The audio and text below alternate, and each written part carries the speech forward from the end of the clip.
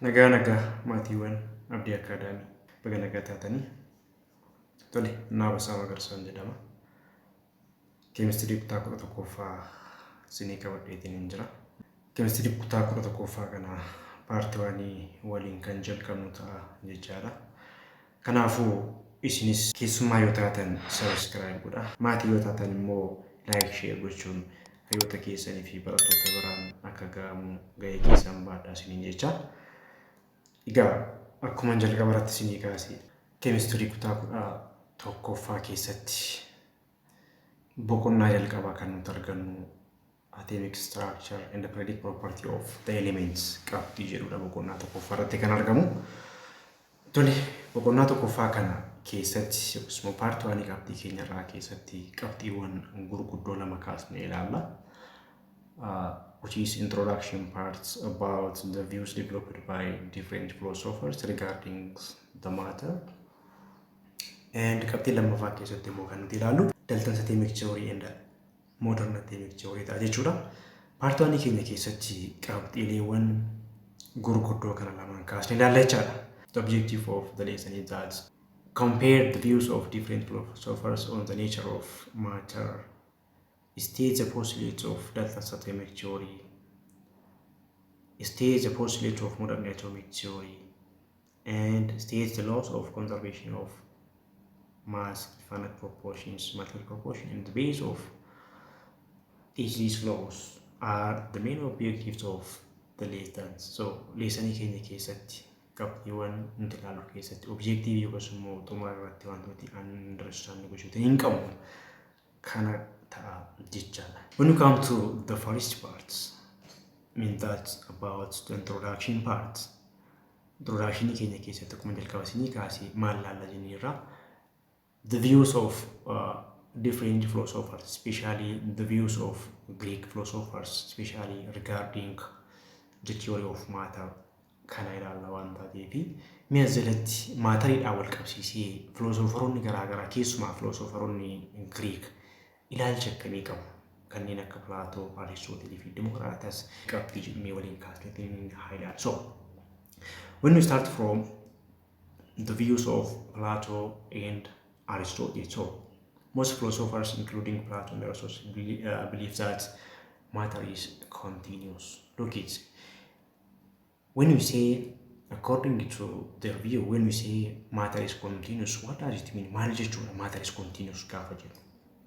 In that case, it means that if one proceed or if somebody proceeds on breaking down a substance, it would be impossible to reach the last individual particles. It means that ajennuti amma substance ite tokko fudhanneetiin otoo we proceed by subdividing further and further, otoo walitti fufni qoqqoon xiqqeessni qoqqoodhaatiin hin deemne, it is impossible to reach where that sample of substance can be indivisible. Iddootti samplii sun indivisible taatu, iddootti sampliin sun qoqqoodamuutiin hin dandeenye tasumaayyuu ga'uu hin dandeenyu jedhu ilaalchi jarreen kana. Kanaafuu gabaabsanii maal jedhu matter is continuous jedhanii develop good ideas and Plato and Aristotle. Remember, in this case, this view developed by Plato and Aristotle was not based upon experimental evidence. Ragaarratti kan xiyyeeffate akkasuma experimentirratti kan xiyyeeffate miti wanti kun. Attitude isaanii akkasuma maateriin akkamitti define godhamti isirratti yaada dhuunfaa isaanii kana lafa kaa'an malee their view not based upon experimental evidence. Ragaarratti kan xiyyeeffate akkasuma qorannoo irratti kan xiyyeeffate dhaati miti. Haa ta'uutii qabu jarri kun maal jedhanii define godhanii the matter is continuous jedhanii define godhan. Mun jalqaba isinii kaase the matter is continuous gaafa jennu immoo maatarii ta'e tokko fudhannee if we break down into small piece, if we further subdivide it, it is impossible to reach where that substance is individuality means ittuma fuftee qoqqoodamaatti xiqqaatti qoqqoodamaatti hin deemti maleeni iddootti nuti wanta qoqqoodamuu hin dandeenye bira geenyu hin jiru jedhan ilaalchi jara kana.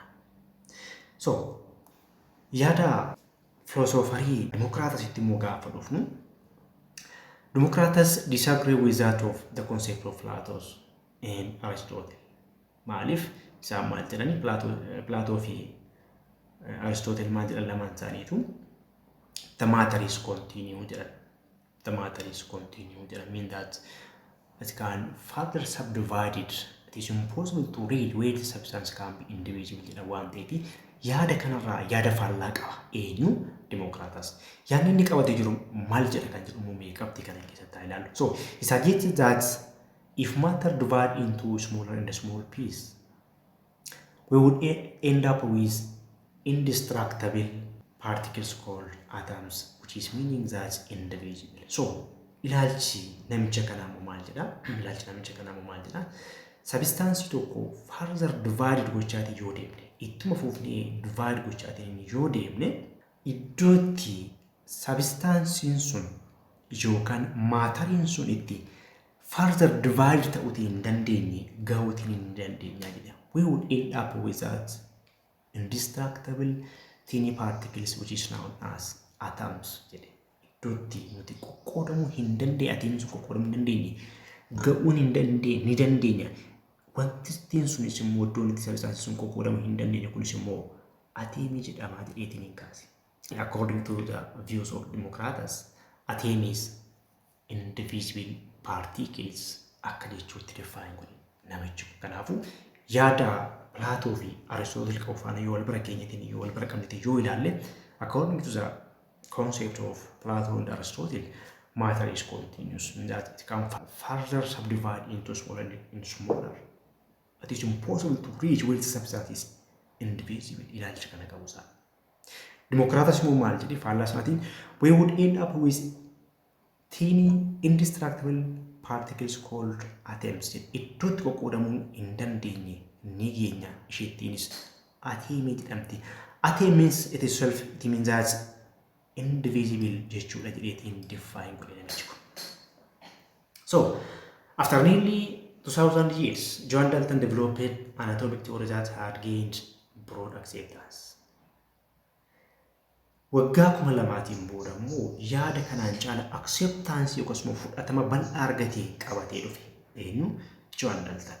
John Dalton immoo maal jedha? John Dalton immoo maal jedha? Qabxii keenya itti aanu kana keessatti kaasetiin haa ilaallu. So when we come to the postulates of Dalton's atomic theory, his theory based on certain observation, experimental results, and logical laws, like that of the law of conservation of mass, the law of conservation of mass, and the law of definite proportion. Look it. Amma wanta Dalton's atomic theory jalatti ilaallu fi wanta Plato, Aristotle fi Democratus kaase wal bira qabne yoo ilaallu, those theories of matter developed by Democratus, Plato, and Aristotle were not based upon experimental results and logical laws. While when we come to Dalton's atomic theory, the Dalton's atomic theory mainly based upon experimental results, logical laws, and observation irratti kan focus ta'edha jechuudha. So loowwan John Dalton irratti focus ta'e keessaa isaan muraasni immoo the law of conservation of mass and the law of definite proportion jechaadha. Kana keessatti John Dalton experimental result fi logical laws irra dhaabatee seeronni yookiis immoo theorywan inni develop godhe eenyu fa'aati? Mi'a ilaallu qabxii kana keessatti. Inni jalqabaan all matters are composed of the smallest in individual particles known as atoms. Every matter, look at matter in kamtu yoo fudhanne, all matters are composed of the smallest and individual particles known as atoms. Matter kamuma yoo fudhanne atom irraati ijaaramte. Look at that atom is indivisible. Atom ittiin sun immoo indivisible dha jedhe. Every matter composed of smallest particles which is known as atoms, and that atom is indivisible. Atomittiin sun immoo subdivided hin taatu, hin qoqqoodamtu jedhe. Kun theory John Dalton maatarii wal qabsiisee develop godhe keessaa ishee jalqabaati jechaadha. The next theory John Dalton developed about the matter is that atoms can neither be created nor destroyed in reaction. Look it, when a reaction takes place, for example, if Magnesium reacts with oxygen to produce magnesium oxide. In this reaction, atom neither created nor destroyed. Reaction is sana keessatti fakkeenyaaf akkuma jalqabasnee kaasuuf yaale magnesiumiin oxygenii faana wal nyaatte osoo magnesium oxide kenniteeti kana keessatti atomiin magnesiumis ta'e atomiin oxygenii neither created nor destroyed. Haaraan kan uumamteetti dabalamtu sin jirtu. Kan duraan jirtu atomoonni sunis immoo destroyed hin taatu hin baddu jedhe. The next theory he developed is all atoms of the same element are identical in mass. Look it. All atoms of the same elements are identical in mass and all other properties. Kapti jiru develop godhe. Look it. For example, akkuma jalqabasni kaase every matter composed of atoms jenera. Maateriin kamtu immoo atom irratti ijaaramte jenera. Mee maatarii keessaa tokko fakkeenyaaf if you take sodium elements, sodium element yoo fudhanne sodium elementiin kun atomota irratti ijaaramte mataa ishii qabdi. Atomonni elementiin kun irratti ijaarame immoo yoo ilaalle these elements of the these atoms of the same element are identical in mass and in other properties. Elementiin atomii irraa ijaarame mataa isaa qaba. Atomonni irratti ijaarame kun immoo yoo ilaalle maasiidhaanis lokees maasiidhaanis propertiidhaanis wal fakkaatu jedhe. Qabxiin biraan inni develop godhe yookiis immoo theooriin biraan Johann Dalton develop godhe immoo atoms of different elements have different mass in a different size. Elementiin atomii mataa isaa irratti ijaarame qaba. Elementiin biraa tokkos atomota mataa isaa irratti ijaarame qaba. So those atoms of different elements have different mass as well as different size. Jedhe kanaaf elementiin tokko atomota mataa isaa irratti ijaarame qaba. Atomii elementii tokkoo fi atomii elementii biraa wal bira qabne compare yoo godhe those atoms have different mass as well as different size. Size garaagarummaa qaba. Maasiidhaanis garaagarummaa qaba jedhe. The next theory he developed, atoms of different elements combine in small ratio to form the compound. Look it, when compound form, compounding gaafa uumamtu immoo atomiin elementii tokkoo fi atomiin elementii biraa wal nyaatanii compound inuu kennu. San keessatti gaafa wal nyaatanii they must react with small wall ratio xiqqishuutiin wal nyaatu jechaadha. Fakkeenyaatiif yoo fudhanne for example watariima yoo fudhanne as keessatti reeshoon hydrogenii fi oxygeniitti wal nyaattee 1:2 reeshoon isaanitti wal nyaachuutti danda'an wal nyaachuutti qaban kun reeshoo xiqqishuutiin wal nyaachuutiin hin qabu jedhe. Reeshoo kana guddisnee fakkeenyaatiif hydrogenii as keessa jiru kana hydrogenii fakkeenyaaf 4 goone oxygenii 2 goone ratio kana gara 4:2tti ol guddisuu hin dandeenyu jechuudha indirect. Kanaafuu atoms of different elements combine in small wall fixed ratio to form the compound. And also qabxii kana keessatti maal kaasa ratioon ittiin isaan wal nyaatan illee fixed dha jechuudha. Fakkeenyaatiif watariituma metaanaan if the formed water is pure, ratio and constantly must be fixed in ratio means that 1:2 ratio hydrogen oxygen wal nyaatanii 1:2 ta'uun kun fixed ratio dha jechuudha. Source garaagaraa waan argameef ratio garaagaraa uumamuu hin danda'u. Ratio garaagaraatti uumamuu hin danda'u. Kanaafuu atoms of different elements combine in small wall ratio xiqqoo isheetti wal nyaachuu danda'u with fixed ratio to form the compound. Kanaaf qabxiin nuti as keessatti ilaallu lama maa'inni tokko reeshoo xiqqishuutti wal nyaachuu qabu. Akkuma fakkeenya waatarii keessatti isin kaase 1:2 dha. Reeshoon kun ol guddatee yookaas immoo 4:2 ta'uutii hin danda'u. Reeshoon kun fakkeenya gaafa simplify ta'u 2:4 kun ishee kana faana wanta biraa compound biraa keessa nurkaa gala waan ta'eef fixed ratio kun dhaabbata ratio inni itti wal nyaatee compound jedhamu kennu malee akkuma argi source garaagaraa waan arganneef vaarii ta'uu hin danda'u jechaadha ratio kun akkasumas ratio xiqqishuutiin wal nyaachuutiin illee akka qabu kaasa. Dhumarratti theory ni develop godhe. Atoms of the same element can combine in more than one ratio to form different compounds. Mean that for example, if we take the reaction between, for example, carbon dioxide and carbon monoxide, fakkeenyaatiif carbon dioxide fi carbon monoxide in gaafa uumamtu, the reaction between carbon and oxygen irraati jechuu kooti gaafa kun uumamtu elementii wal fakkaataa means carbon fi oxygen ratio garaagaraatti wal nyaatanii compoundii garaagara uumuu danda'u jechuudha. Kana keessatti carbon monoxide keessatti wantu waanidha. Carbon dioxide keessatti immoo wantu tuudha. Asirraa maal hubanna? Atoms of the same elements combine in more than one ratio tokko oliitiin elementii ta'e faana react gochuu danda'u isaati jechuudha. Kanaafuu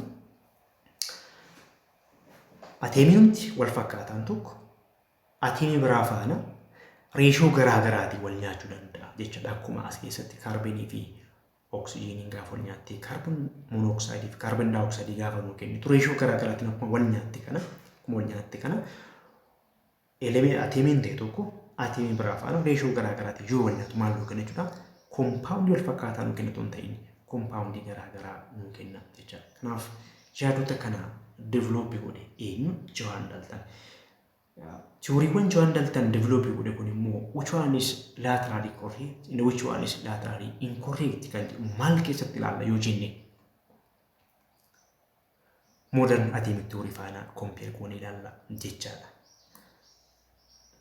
So when we come to the postulates of modern atomic theory, look, we have discussed about the views developed by Aristotle, Plato, Democritus, and also we have discussed about the theories developed by Johan Dalton.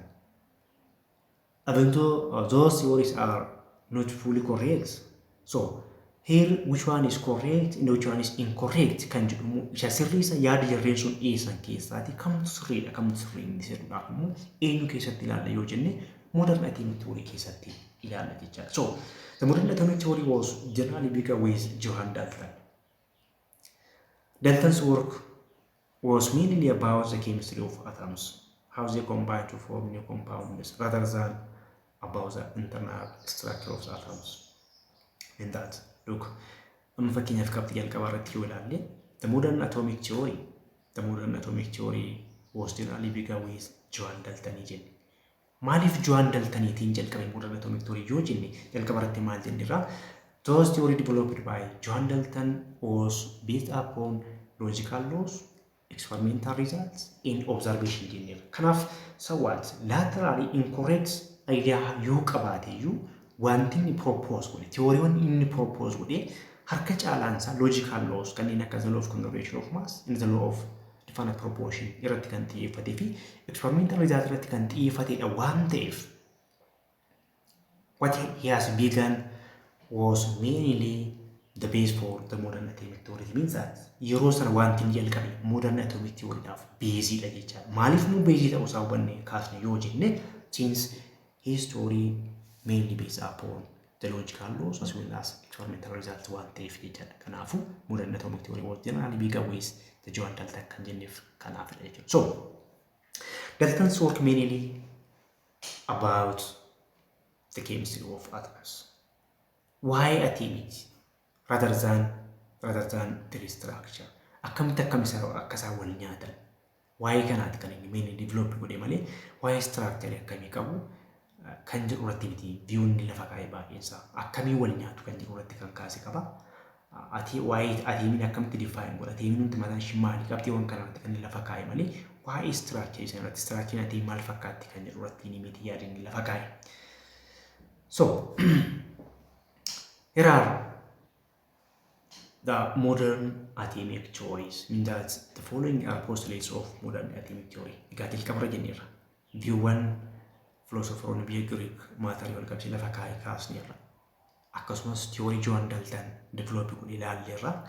Me achi keessa kamtu sirrii miti isa jedhuudhaaf immoo sirrii isa eenyu keessatti dhufee ilaalla jenneerra modern atomic theory keessatti dhufee ilaalla jenneerra. So when you come to the modern atomic theory, the first Modern atomic theory states that all matter composed of atoms. Look, isa kana Johan Dalton is saying. Kanafu, imagine all matter composed of atoms. Mattering kamumtu, look it, mattering kamumtu. Malrati jaramte, atemi rati jaramte. Isa kana Johan Dalton is saying. Kanafu Johan Dalton kapti kana rati sirrida jecha. So atoms cannot be created or destroyed during ordinary chemical reaction. And also this one is stated by Johan Dalton.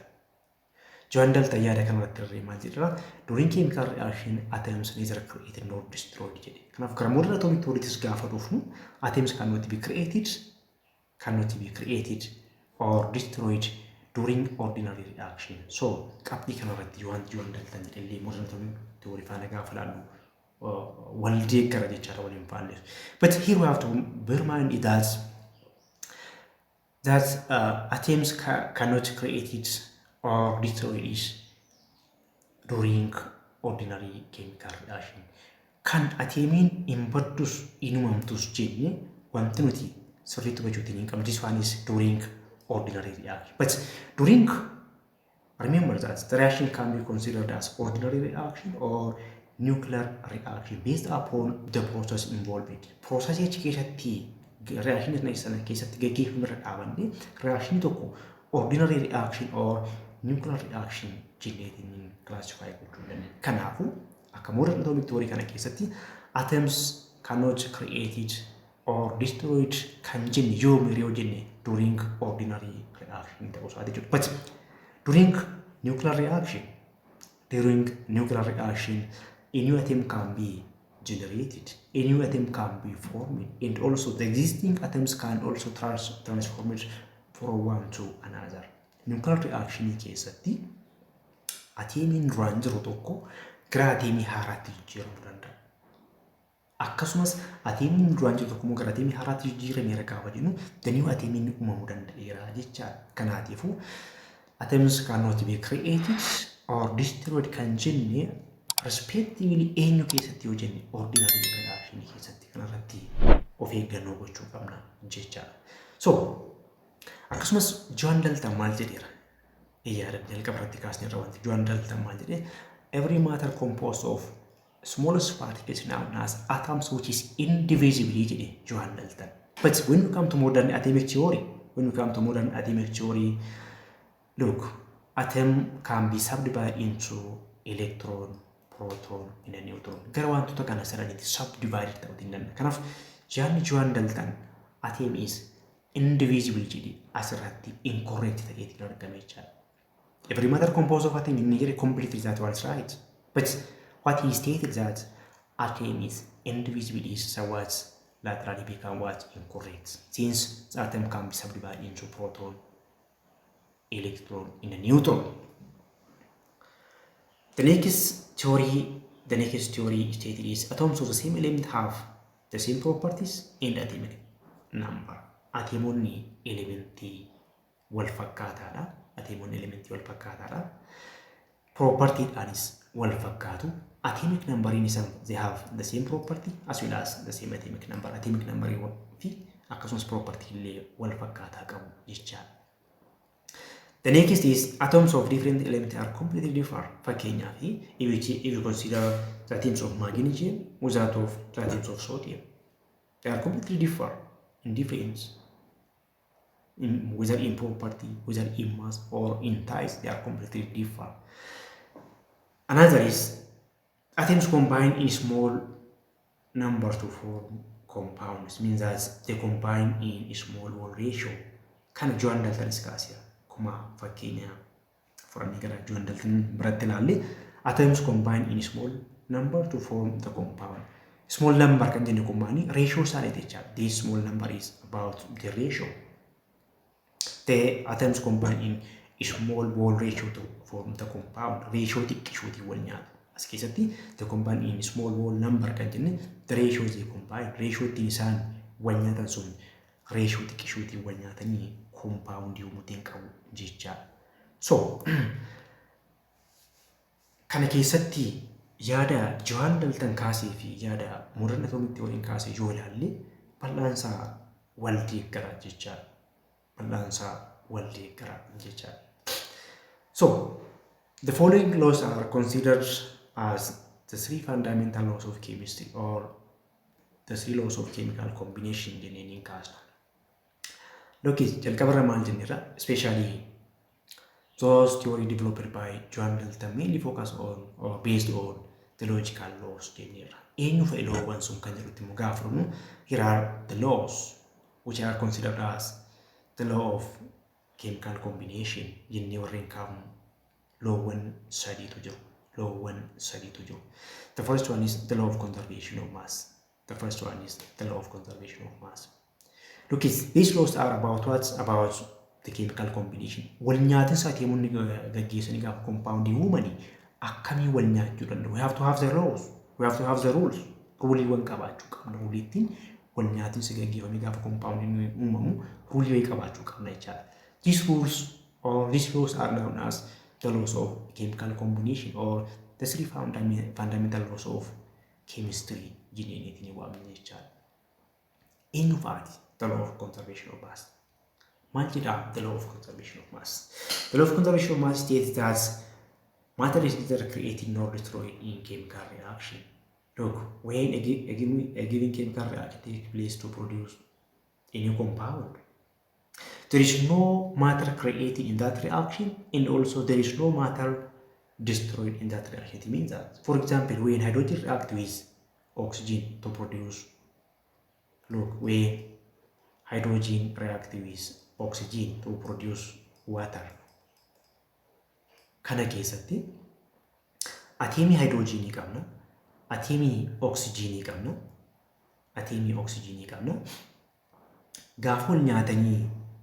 gaafa wal nyaatanii watarii nuu kennanii atoomiin hydrogenii kana keessatti haaraan uumamtus hin jirtu, atoomiin hydrogenii kana keessatti baddus hin jirtu.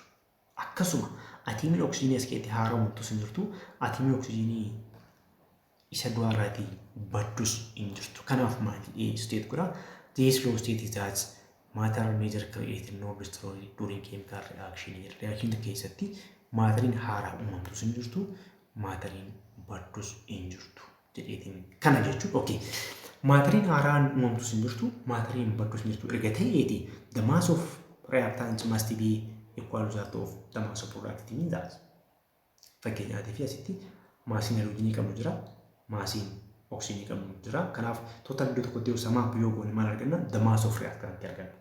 So this mass of reactants must be equal to that of the mass of product. It means that wanti badus wanti haaraan itti dabalamus hin jiru jenneerra waan ta'eef. The second law is the law of definite proportion. The law of definite proportion states that a pure sample of compound has the same composition regardless of the source of that sample. Mean that assume we have a pure sample. Imagine not sample qulqulluu tokko qabnaa jenna, which is a pure compound. Reeshoon ittiin uumamu fakkeenyaatiif watarii asitti yoo fudhanne watariin hydrogenii lamaa fi oxygenii tokko irraatti uumamte. So this composition means that the ratio of constituting atoms means that 2 to 1 is fixed or constant regardless of from what we gain it. Eessarraa akka arganne soursiin isaa garaagaraa yoo ta'e regardless of its source. Soursiin isaa iddoo fakkade yoo ta'e wanti sun maal taanaan wanti sun pure sample taanaan. So it has the same composition, it has the same ratio regardless of its source.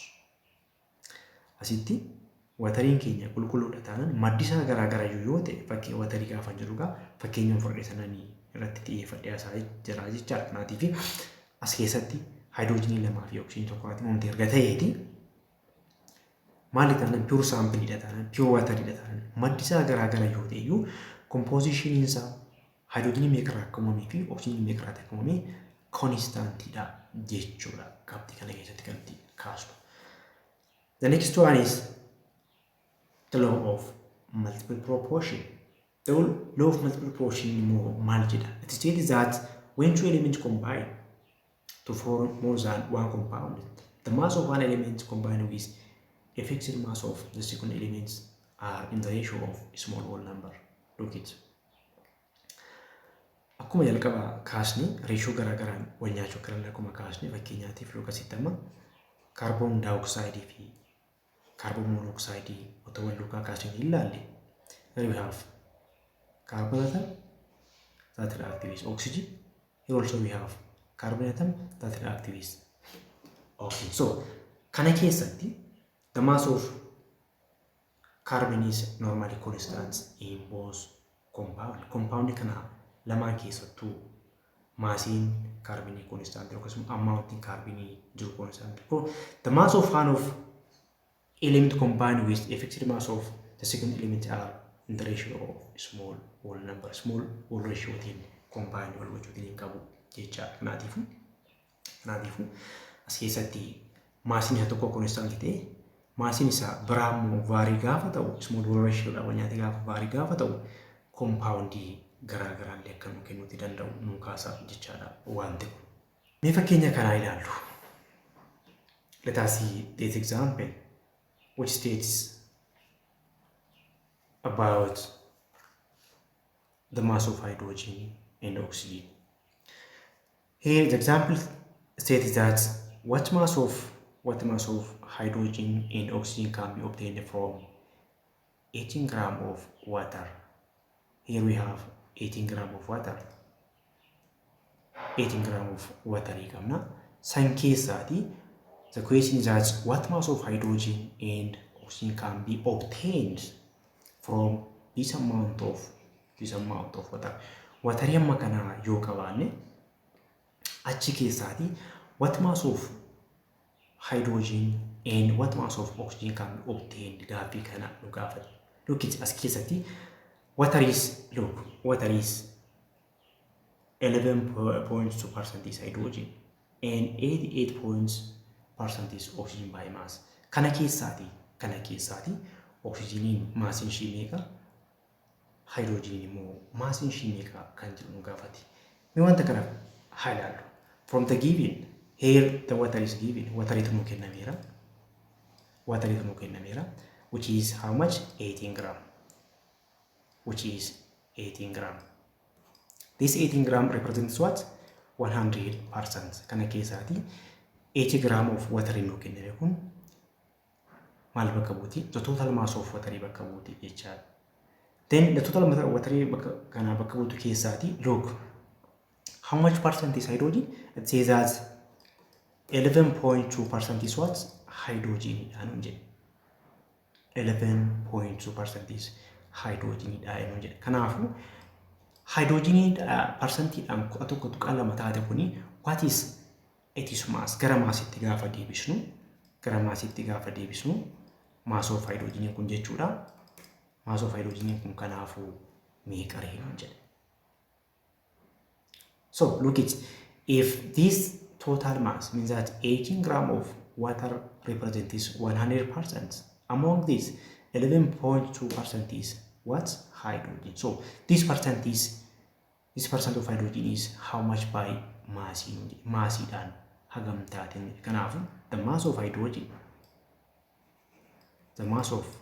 is equal to the total mass, means that 18 gram times 11.2% divided by the total mass, means that the total percent means that 100%, which is equal to ishee kana yoo baasne meeqa taate jechuudha, which is 2.02 gram taate jechuudha.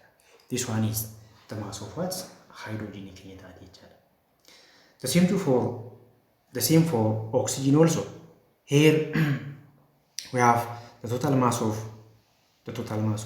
water, which is 80 gram. So again, if the mass of water means that 18 gram represents 100%, since it is the total mass of water. Among these, 88.8% is what? Oxygen. So this one is how much by mass for oxygen. It means that kanaafu isheen kun maasitti yoo deebisne maasii oxygenii hagamiitiin nu jedhe gaafiinsa.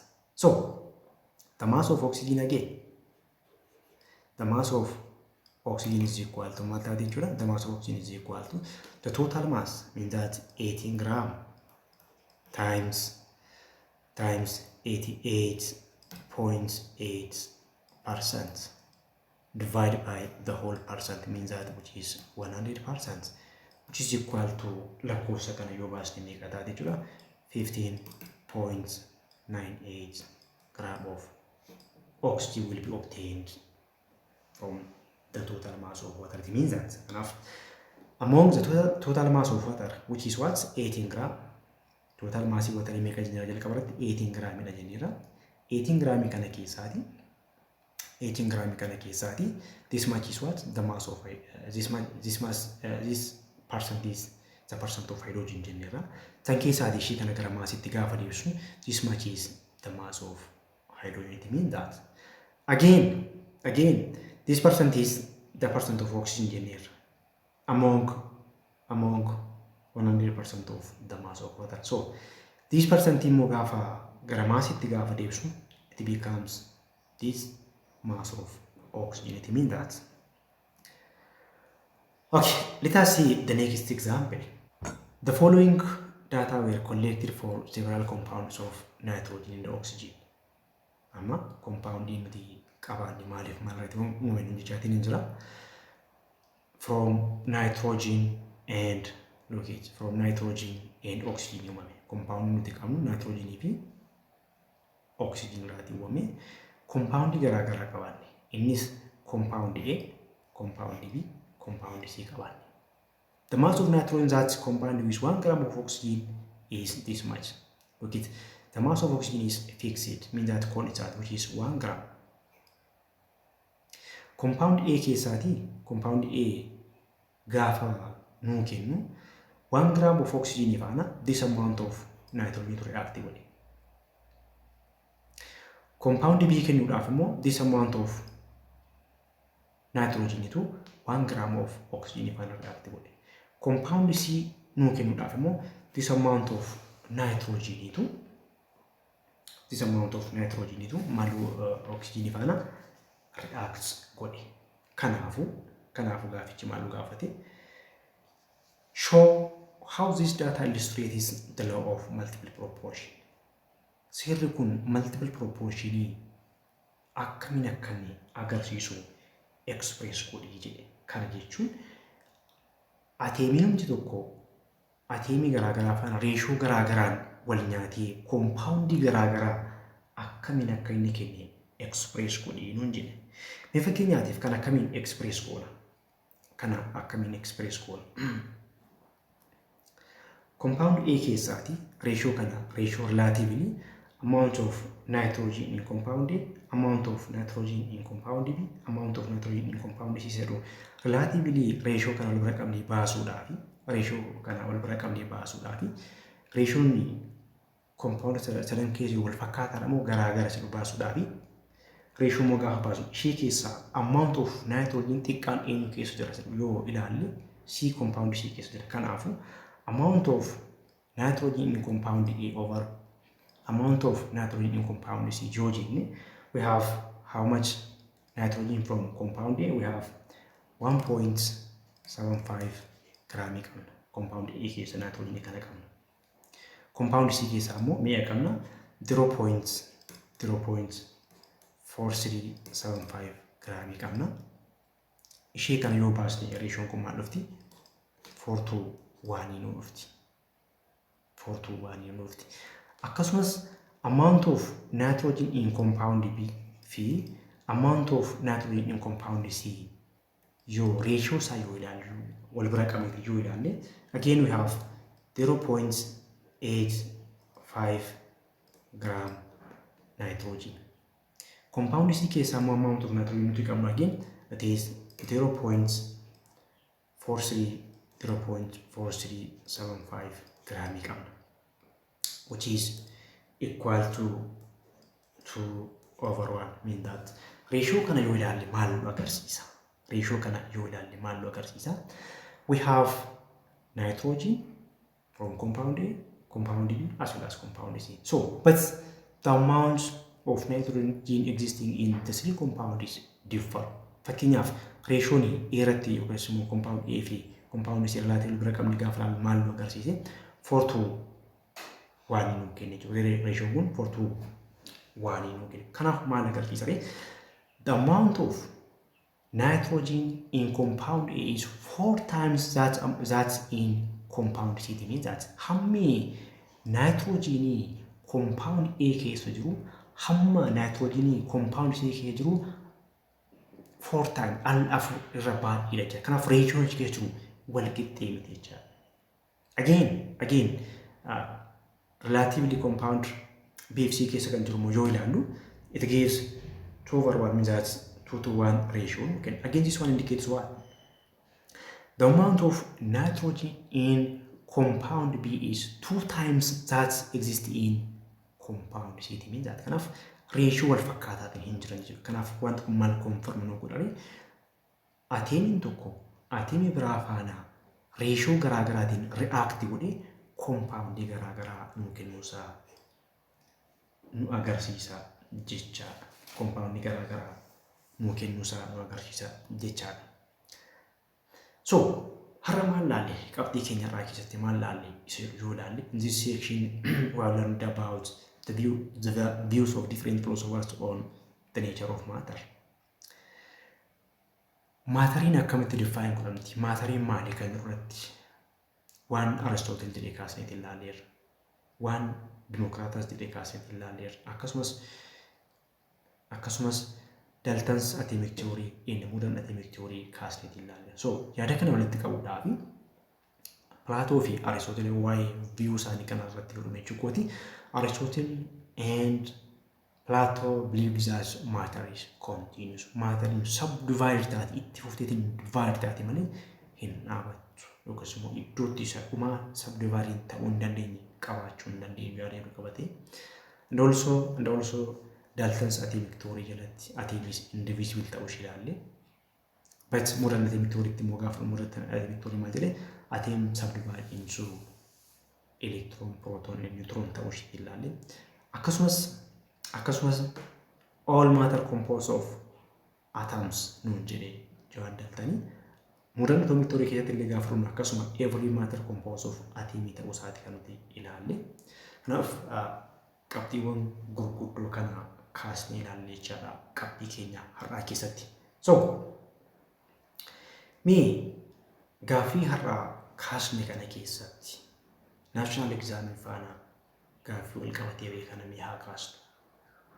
Qabxiilee har'aa baranne kana wal qabatee gaaffii national exam bara kana irratti dhiyaate yoo ilaalle which of the following postulate of Dalton's atomic theory was modified by the modern atomic theory? Theory John Dalton developed godhee jira. Theory sana qabanne immoo modern atomic theory wanta ni develop godhee ilaalleerra. Tan keessaati which one become modified by modern atomic theory? Theory wan John Dalton keessaati. Modern atomic theory laan dubara dhufee gaafa laalu kamtu modify ta'ee isa dura qabxiki. So atoms are indivisible and indestructible. Is that may I love atomin indivisible and indestructible John Dalton modern atomic theory no wanta kana akkuma jirutti itti fufsiisee moo modify godhe miti funni qabxii lama ilaala. Atoms are smallest particles of all elements. Maaliif elementiin kamumtu particle atomii irraa akka isaan ijaaraman John Daltonis kaaseera.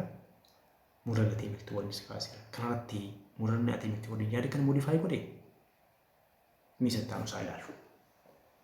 Compounds are formed when atoms of more than one element combine. Asirratti John Dalton maal jedhe? Different atoms combine to form the compound jedhe. Modern atomic theory dhufee yaaduma kana gabbise. Kanaaf compounds are formed when atoms of more than one element combined. So it's also completely right. Modifying that. When you come to choice D, atoms neither created nor destroyed in chemical reaction. This one is also stated by both modern atomic theory as well as Dalton's atomic theory. Kuni ammas modifying that. akkuma jirutti fudhatameera. Kanaafuu eenyutu modify ta'e yoo jenne completely it is A means that atoms are indivisibly jedhe eenyu Joan Dalton. But modern atomic theory immoo gaafa dhufnu atoms are what? Divisible. Atoms are subdivided into electron, proton, and a neutron. So kanaafuu deebiin keenya eegaati jechuudha. Kan modify ta'amti. Modern atomic theory keessatti gaafa ilaallu kan modify ta'amti eenyudha yoo jenne atoms are subdivided into electron, proton, and a neutron waan taateef yaadi kun modify godhamteetti modern atomic theory keessatti gaafa ilaallu. Kanaaf deebiin keenya eegaa jechaadha. So qabxiin keenya har'aa kana fakkaata. By the coming part, that's by the next topic, we'll proceed with part 2, which is about early experiments to characterize atoms. I mean that's the discovery of subatomic particles. Qabxii kana laalla. Qabxii keenya yookaas immoo part 2 keenya keessatti qabxii kana ilaalla. So egaa isinis haga ammaatti chaanalii kana subscribe hin goone yoo taatan subscribe gochuudhaan maatii taasisanii jenna. Maatii yoo taatan immoo miidiyaa like share gochuun hiriyoota keessan biraan ga'uu hin dagatinaa isiniin jenna. Qabiyyeen ta'an hanga wal arginutti fayyaa nagaa ta'aa isiniin jecha kanarraa kanumaan xumurre. So we want to say love smart and shine bright. Have a nice time. Thank you.